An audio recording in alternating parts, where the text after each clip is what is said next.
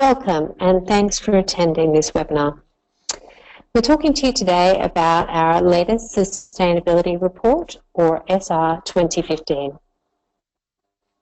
We've published a report annually since 2011. Last year we decided to switch to a biennial report, and the SR 2015 covers 2014 and 2015. In the future, as we comply with the latest regulations from SGX, we will publish an annual report. The theme of the SR 2015 is Initiate, Collaborate, Innovate, Creating a Sustainable Future. Fundamentally, this is about our commitment to engage and partner with key stakeholders such as smallholders, suppliers, local communities, government, CSOs and customers to advance sustainable palm oil. We were the first palm oil grower to adopt a forest conservation policy in 2011.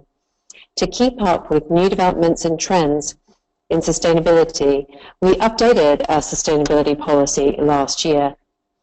The GAR Social and Environmental Policy, or GSEP, is the roadmap for our continuing journey to achieve sustainable palm oil, and this and future reports will track our progress against our commitments in the GSEP. The policy applies to our entire value chain, which means all our operations, our subsidiaries, and our suppliers. Having a policy is not enough. We have learned that getting it executed properly on the ground is also a large part of the challenge. To do this better, we have invested additional resources.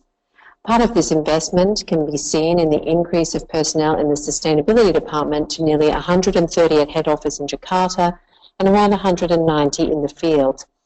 Another important part is the ongoing staff training on GSEP implementation, with over 1,700 employees being trained in 2015. We want to embed sustainability across our operations because we see it as vital to our long-term success and not just an optional extra. And this is supported at the highest levels of management. A sustainability committee chaired by the Corporate Strategy and Business Development Director was formed in 2014. The senior leadership team from across the different parts of our business sits in this committee. The SC monitors the progress of our sustainability efforts and reports directly to the chairman and CEO of GAR, who has the ultimate responsibility for our sustainability strategy. Sustainable palm oil was in the spotlight last year due to the forest fires at Haze worsened by the most extreme El Nino in 20 years. We are all deeply concerned about the haze as it affects our employees in the plantations as well as in Singapore and Malaysia. This is why we have spent some time highlighting our continuing efforts to combat fire and haze. We believe that environmental protection and social and economic advancement can go hand in hand, and that is what we are trying to achieve on the ground with our partners. We hope that through our SR 2015, you will be able to see how we are trying to do this. The SR 2015 also reports on our operational footprint, such as our carbon emissions and water usage. We have started to establish the baseline for these footprints so that we can better assess and manage our emissions and water consumption in the future, and we will be able to give you fuller reports as the assessment projects progress. Without further ado, I will hand over to Shu Ling, who will take you through the highlights of our report. Thanks, Anita. This is what we'll be covering in our presentation. I'll start off with some quick background on GAR and our sustainability journey and move on to the highlights of the SR 2015. We will then have a Q&A session. Before we begin this session, allow me to take you through the way this webinar works. You should see the webinar session operating on the right-hand side of your screen. Should you have any questions to raise at any point in time, you can type it into the chat box as shown on the screen. We will take your questions and aim to answer them during our Q&A session.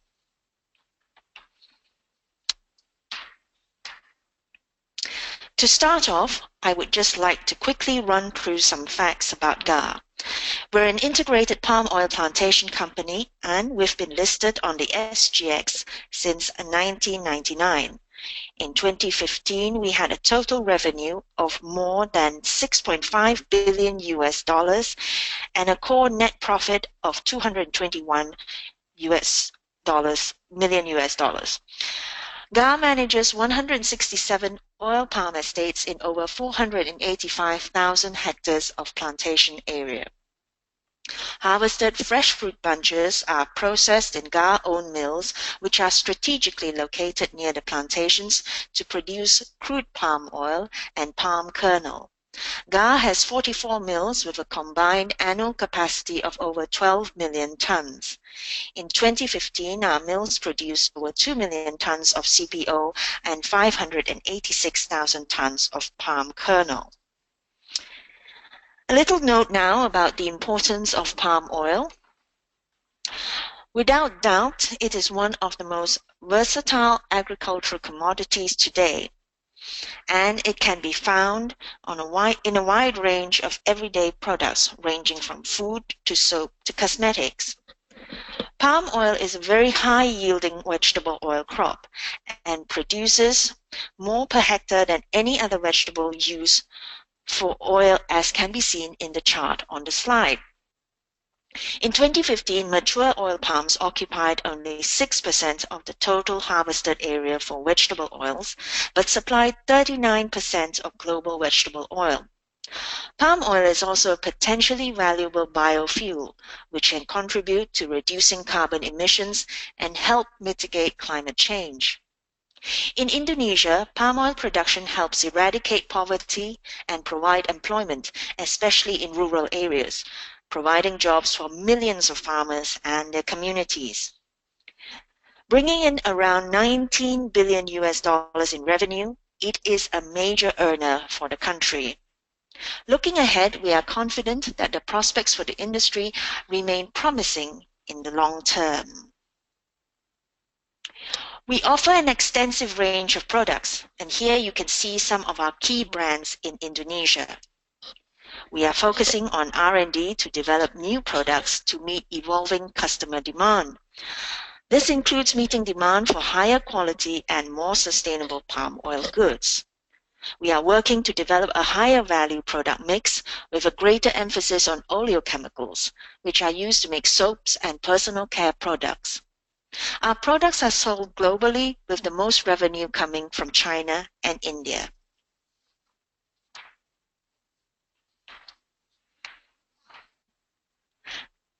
As a company, we firmly believe that economic growth can go hand in hand with environmental protection, and we're putting this into practice on the ground. Throughout the years, we've been adopting responsible social and environmental practices. Let me just take you through some of our milestones. We were the first Indonesian palm oil grower to adopt a zero-burning policy in 1997. We adopted a no development on peat policy in 2010. These two practices are key to preventing forest fires and haze on our concessions. In 2011, we were the first in the industry to adopt a forest conservation policy, leading the way for the rest of the sector. In that year, GAR also joined the RSPO. Our subsidiary SMART had earlier joined in 2005. As part of our holistic approach to sustainability, we complemented our FCP with policies on social and community engagement and yield improvement. These form the core tenets of our approach to sustainability and responsible practices on the ground.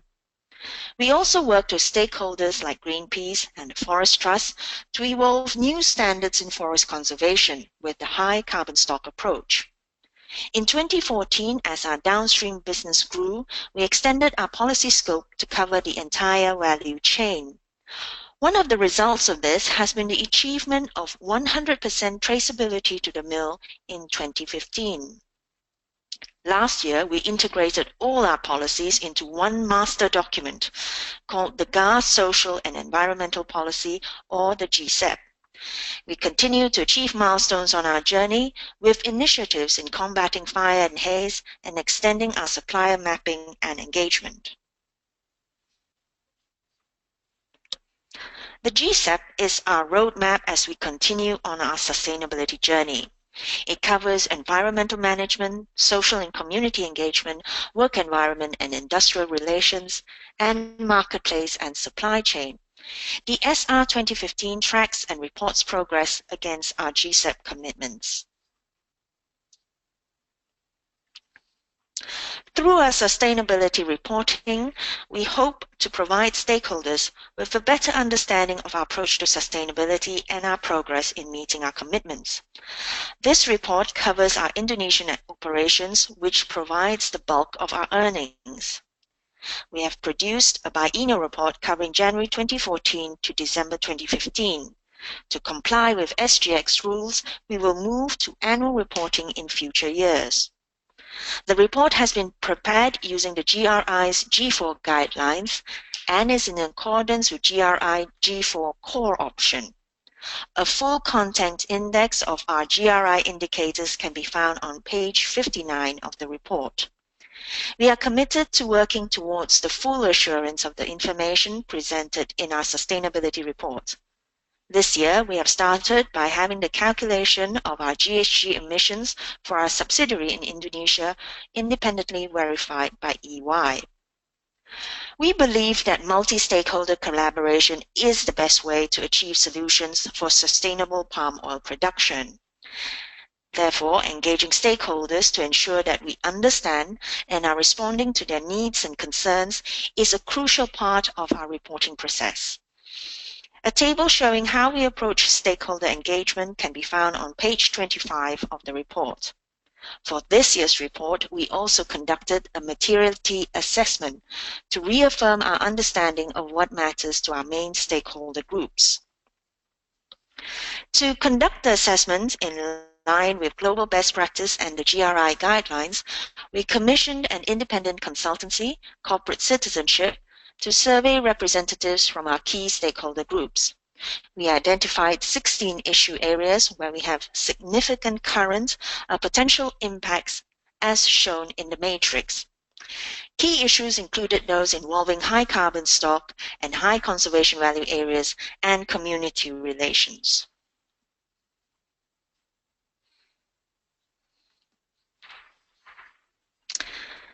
The pollution and destruction caused by forest fires in Indonesia was a top environmental concern in 2015. This had a direct impact on many of our own employees and the communities living around our plantations, affecting their health and disrupting their daily lives. This is why GAR continues to channel resources into fire management and long-term prevention. Since 1997, GAR has operated a strict zero burning policy in all its concessions. We also have a policy of no development on peats. This, combined with our fire management efforts, resulted in less than 1% of the land that we manage being affected by fire last year.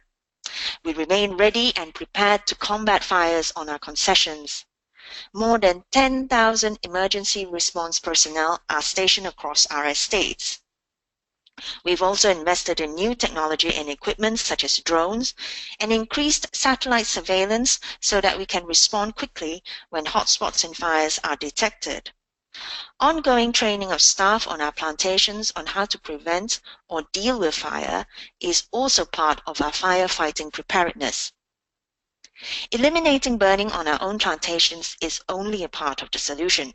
We are now focused on finding long-term solutions to forest fires outside our plantations. One important initiative here involves increased outreach and collaboration with the local communities and villages around our concessions through the Desa Siaga Api program. This initiative aims to help villagers remain fire-free. We've launched pilots in 17 villages in West Kalimantan and Jambi. Through the project, we will equip and train local residents so that they are able to prevent and suppress fires rapidly. At the same time, we'll be advocating sustainable methods of clearing land without fire. Villagers in the program will be evaluated at the end of the dry season, and we will offer CSR support for community infrastructure projects to those villages that achieve fire-free targets. Our commitment to delinking deforestation from palm oil production is spelled out in our GSEP under No Development and Protection of High Carbon Stock and High Conservation Value Areas. HCS refers to forests that hold a higher amount of carbon, the removal of which leads to major GHG emissions. HCV areas are areas of high biological, ecological, social, or cultural value.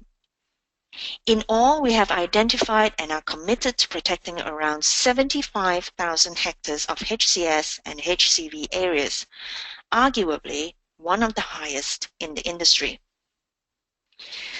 Little background on HCS, which is an example of how GAR has been innovating new approaches in conservation.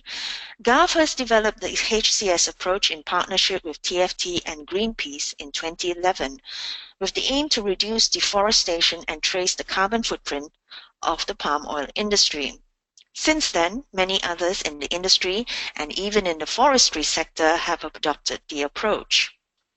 A HCS approach toolkit was published last year to provide complete technical guidance for implementation. We are committed to rolling out the HCS approach in all our concessions. With regards to HCV and the protection of rare and endangered species, I would just like to touch on an area that's very important to GAR, and that is orangutan conservation. Since 2011, we have partnered with Orangutan Foundation International to support the release of wild-born, formerly captive orangutans into their natural habitat in the Seruyan Forest in West Kalimantan. So far, we've released over 50, and we aim to release a total of 100 orangutans by 2017. Identifying areas for conservation is really just the first step. We are now focused on making conservation on the ground work, and key to this is partnering and collaborating with local communities. We are innovating participatory approaches in conservation to help us meet our GSEP commitments. GAR is trying out and evolving new ways of making conservation work in a practical way, involving the people who live on the ground to ensure the long-term viability of conservation. This is also in line with our commitment to respect the rights of local communities and indigenous peoples on our concessions through the principle of free, prior, and informed consent. We have carried out intensive engagement with communities in and around our estates to enable them to understand their role in forest conservation and how it can benefit them. In partnership with TFT, GAR developed a participatory mapping process to work with local communities on mapping the land use in concession areas. This respects their FPIC rights and identifies crucial areas, such as areas important for maintaining food security. In 2015, GAR completed participatory mapping in about 50 villages in 7 concessions. In 2016, this will be conducted in 22 more villages. As a next step, we will work with the communities to conduct participatory conservation planning. In 2016, this will be rolled out in 6 concessions covering more than 25 villages. We are also working on minimizing conflicts through multi-stakeholder consultations. 2 long-running cases have been resolved with the community, and an account of this can be found on page 39 of the report. We also have a new grievance procedure, which ensures that we respond in a timely manner to grievances brought up by concerned stakeholders. The grievance list can be viewed on our sustainability dashboard. We know that in order to be truly sustainable, we also have to bring our suppliers with us on our sustainability journey. Mapping our supply chain is a key step in engaging our suppliers and helping them improve their social and environmental practices. This also helps customers and consumers who want more information about the impact of the palm oil they buy.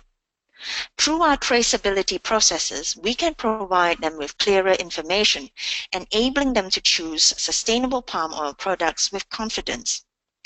In 2015, we completed the mapping of our supply chain to the mill, identifying 489 individual mills, 44 of which are GAR-owned and the rest independent. We are now working with these mills to further map the supply chain all the way to the plantation to achieve traceability to the plantation, or TTP. We are aiming to complete TTP for GAR mills by end 2017 and end 2020 for the independent mills.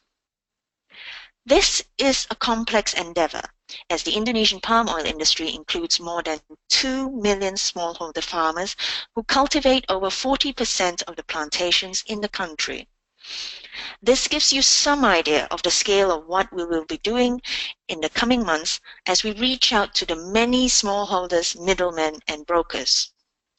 Getting to know our suppliers is allowing us to understand the key challenges they face in adopting sustainable practices, and we are deepening our engagement with them through site visits, training, and special workshops. With smallholders controlling over 40% of oil palm areas in Indonesia, helping them improve their welfare and become more sustainable is important to ensure the longevity and sustainability of the palm oil business in Indonesia.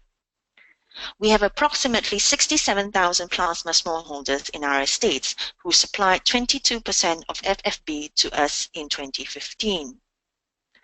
While the company does not own the plasma plantations, they are very closely integrated into our management system, and we take the lead in promoting their success and productivity. In 2015, our smallholders achieved a yield of around 4.9 tons per hectare, which is among the highest in the industry in Indonesia. We support and advise our plasma smallholders by supplying them with high-yielding seeds, good quality fertilizers, and training in best agronomy practices. In addition to helping our plasma smallholders, GAR is actively involved in helping independent smallholders through an innovative financing scheme launched by the Indonesian Chamber of Commerce and Industry and the Government of Indonesia. Farmers who sign up for the schemes get loans with affordable interest rates to fund their replanting. This financial support helps out with their living expenses during the 4 years before the oil palms reach maturity. By replanting with better seed stock, it is hoped that smallholders will be able to improve their yield from the current 2 to 3 tons per hectare to 5 to 6 tons per hectare. In addition to boosting incomes, this could also potentially avoid opening additional land for palm oil development. In 2014, GAR successfully assisted independent farmers to secure a loan facility of $3.5 million from a state-owned bank to replant 500 hectares. The replanting process started in mid-2015. And as at end 2015, GAR had succeeded in inviting 270 farmers to take part in the scheme. Our commitment to traceability and transparency throughout our supply chain is important to meet a growing demand on the part of our customers for certified sustainable palm oil. We continue to progress with our certifications under the RSPO, ISPO, and ISCC schemes, and these are updated regularly on the GAR website.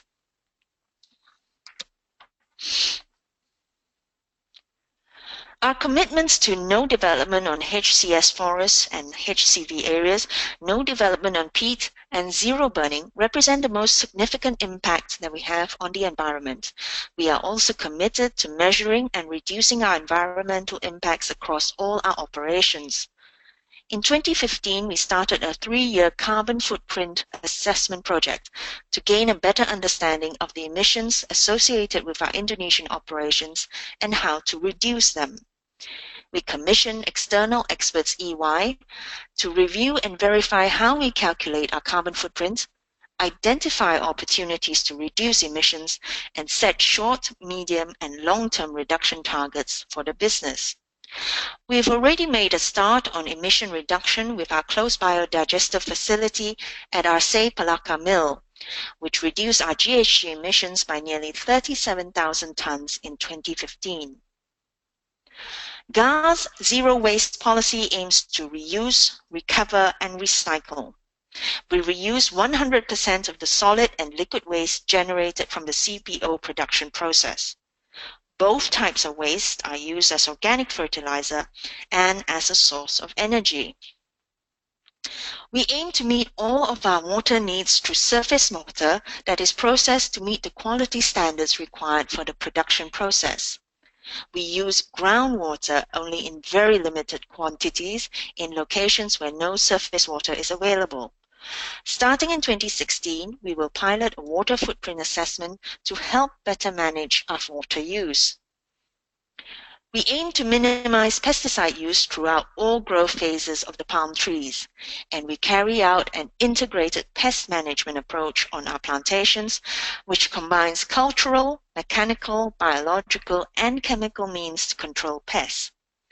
Our dedicated R&D arm, the Smart Research Institute, is constantly looking into improving our pest management while minimizing risks.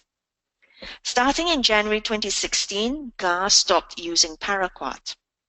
At the same time, GAR is promoting the use of biopesticides, which help enhance the soil condition and the health of the palm trees. GAR has created many jobs, especially in rural areas, bringing beneficial impacts in terms of eradicating poverty and promoting economic growth and social advancement. In Indonesia, we provide 174,000 jobs, both direct and indirect. We pay above the minimum wage for both permanent and casual workers, as illustrated in the chart. We regret to report that we had 8 fatalities in 2014 and 7 in 2015. About half of these were due to road traffic accidents. GAR seeks to empower communities and multiply the positive impacts of our business through a range of educational, health, social, and economic programs. In 2015, we supported over 200 schools ranging from kindergarten to junior high. These schools employ over 1,700 teachers and educate more than 28,000 students. Since many of our plantations are in remote areas, the clinics that we establish on our estates are essential in providing access to health care. On average, our 150 plantation polyclinics serve over 1,000 patients daily. GAR also collaborates with the Zuchi Foundation in our community efforts. Together, we've implemented many programs to assist the needy, including providing assistance for more than 370 victims of forest fire in Central Kalimantan and North Sumatra, health education, environmental and other awareness programs, and providing support for child health and nutrition. These are just some of the highlights of the GAR SR 2015. For full details, please read the complete report, which is available online. We will now proceed with our question and answer session. Please do send in your questions, and if we're not able to get to your question during this session, we will respond via email. I will now hand over to Anita to start the Q&A session. Thank you, Shiling, and we have got a couple of questions here already, which is great to see.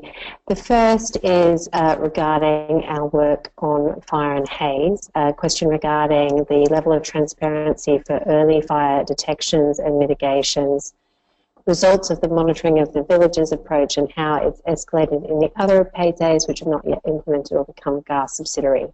So I'll answer this one.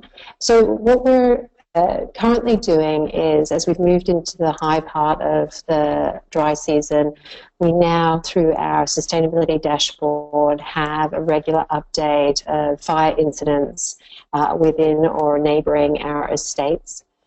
So far, any of the fires that we've experienced have all been started again from outside of our estates, and you can find that on our sustainability dashboard through our website. And it gives you information of the incidents, where they occurred, what actions have been taken, and how much was affected. So you can read that there. In terms of the actual Desa Siaga Api or Fire-Free Village program, because this is our first year, we will be conducting an assessment of its effectiveness from within the 17 villages that we're working, and we will be doing that in November this year, and we will publicly report on the results of that assessment. We're also looking, because we believe fundamentally that the question of fire is as much a behavioural as it is an economic one. We're also looking at how we can extend the impact of programs like our Fire-Free Village program beyond training and early detection and into behavioural shifts. So how can we create a zero tolerance to fire amongst the community? We've been working with women's groups and schools in particular in this area and looking to develop a program that would implement a fire-free program within schools. And we have some interest in that with other agencies and working with the Ministry of Education. So we're hoping that that's something that we will shortly be able to develop and then see rolled out across a number of areas. We'll make a decision towards the end of the year and in the beginning of 2017 about how the Fire-Free Village program may roll out to other PAYTEs and other areas. But our focus has been on those areas where we've seen greatest fire risk. And I think that it's reasonable to suggest that we will continue to focus on fire priority areas first and foremost as we invest next year. So thank you for that question. I hope that answers that one for you. The next question that we have is in relation to the application of the GSEP with independent smallholders and whether we have a target of implementation regarding traceability in independent smallholders. So let me try and clarify for you here. Our GSEP applies across all our operations, our subsidiaries and our supply chain. So absolutely we want to see our independent smallholders in our supply chain able to achieve the commitments that we have within our GSEP. But we recognise that that is going to be something that will take some time. So as we go through and we've done traceability to the mill and we move now to traceability to plantation, part of that process is a process of extension and outreach to the independent smallholders, small plantation companies and small business owners to enable them to understand the GSEP and to look at how we can better provide capacity building training and assistance to enable those independent smallholders to reach the same standards as that GSEP contains. And the target for that, for those third-party parts of our supply chain, is traceability by 2020. So we believe we can get full traceability to the 45 mills that we own as GAR by the end of 2017. The bulk of the product that goes into those mills comes from our own estates. About 10% comes from third parties. We believe that we can trace that additional 10% by the end of 2017. But for the 444 mills that are owned by third parties, we anticipate full traceability to those by the end of 2020, and that will really pick up a lot of these independent smallholders. So again, I hope that has addressed that question for you. Thanks, Anita. Are there any more questions? Yeah, we do have another one I've just seen pop up here. One sec. So a question regarding the applications of peat implementation. I'm not entirely sure I get the question.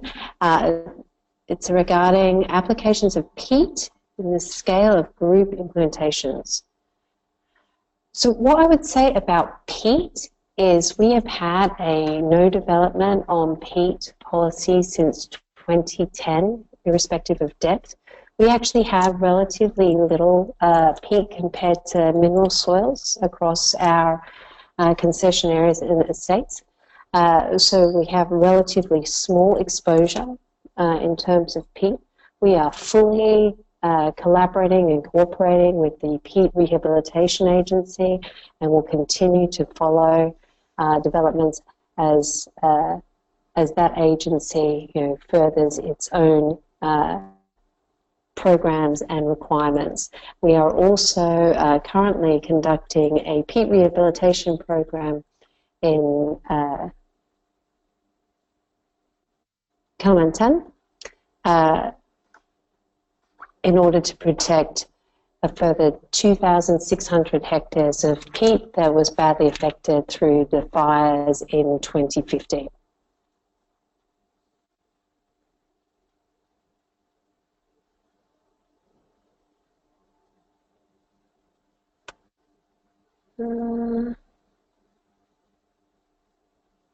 I can see one other thing here. Let me have a look.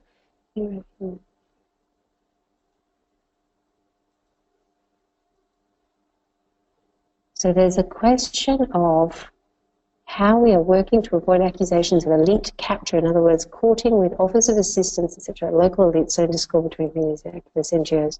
How is it that GAR is proactively gaining feedback, social sectors including women, Indigenous groups and society engaged in livelihoods not compatible with palm culture? Are there instances where a no-go has occurred on a location permit? Really excellent and detailed question. I'm going to actually hand over here to Ian Suganda from our International Stakeholder Engagement team to help address that question. Ian?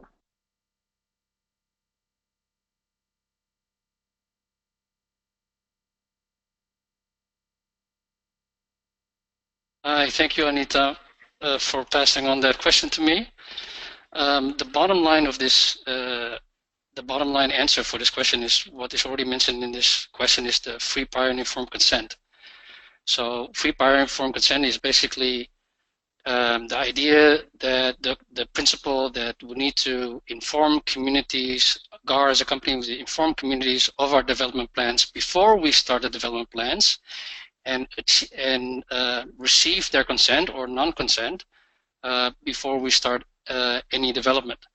So that is a very important principle now in our operation. This is all captured in the 2013 and previously 2008 FP guidance document published by the RSPO, and is now part of our daily standard operating procedure. Part of that FPIC procedure is community representation. So what the community representation basically means is that when we discuss with the communities our development plans, it cannot be just the village elite or elite capture, what you may refer to here. It's very important that the village is representative by all the parties that are mentioned in this question. So that includes the women, representative from the, there's usually a customary chief with every village, and also with youth also needs to be involved. So women, men, village head, customary heads, and youth all are key participants in a decision-making process. Very important to have proper representation as we execute on the free, prior, and informed consent. Are there any instances where there's a no-go has occurred on a location permit? So the answer is yes. We've had, when we go in Kalimantan, it happened on a few occasions, when we do our participatory mapping, this is where we help the village to map the boundaries. Yeah? And so we try to avoid overlap between the village boundary and our concession boundary, but also between village and village boundary. So when we do precision mapping and we plan for development, we've had villages say to us, we don't want any palm oil development in our village area, even though that village area is inside the area of our location permit. Okay, so when that happens, when the community, on a consensus basis, disagrees with palm oil development in that location permit, we will actually excise that area from then our concession permit. Yeah, and we have done that on numerous concessions, both in Sumatra and Kalimantan. Okay, thank you. Thanks, Ian. I've got one last question here, and actually, Ian, I'm going to ask you to talk to this as well. It's regarding the kind of support that GAR provides to independent smallholders to fulfil commitments to the GSET by 2020, and especially in relation to traceability and HCS issue in risk areas such as RIAO. Yeah. So just building on this, there was a previous related question which Anita answered, and I just want to build on that. So GAR is now in the traceability to plantation exercise. We have 3 pilots in our own mill to plantation traceability by 2016, and another 3 independent mill traceability to plantation by 2017, and then 100% by 2020. Okay, so when we establish the traceability to plantation and to smallholders, that then provides the opportunity to assist these smallholders, as Anita already mentioned. And I think in this area, we are now looking at some collaboration with NGOs and with customers. We're currently in the middle of working out MOUs and project contracts to do some work on supporting independent smallholders. So the concept or the components of those projects, it starts with, beyond traceability, it starts with, you need to a little bit start in phases. So you start with the basic, which is legality. So we start with legality, which is, land certificate, and then move up to Indonesian Sustainable Palm Oil certification.